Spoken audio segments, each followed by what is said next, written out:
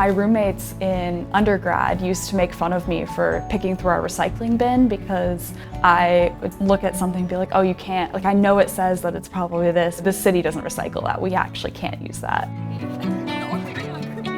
As the world has come to recognize that there is a plastics crisis and we need to improve our waste management and prevent more plastic from accumulating in the environment. You know, we can't ensure that all of our plastic waste gets recycled or reused, and so we want to make sure that if it does escape into the environment, it can degrade, and that's kind of where a lot of my research really comes in. My name is Katharina Fransen, and I'm a rising third-year PhD student in the chemical engineering department here at MIT. I'm doing research on sustainable polymers and plastics in the Olson lab.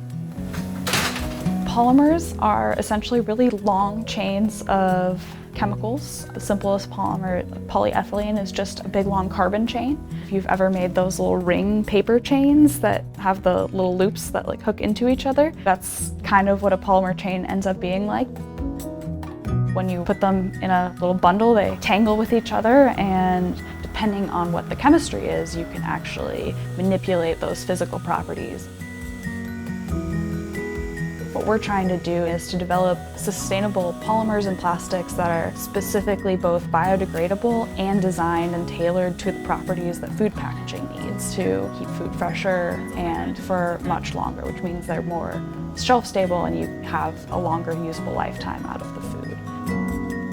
One of the plastic families that I'm working on is based on amino acids, which are some of the building blocks of the human body, and you can get them out of nature and biologically derivable and renewable sources.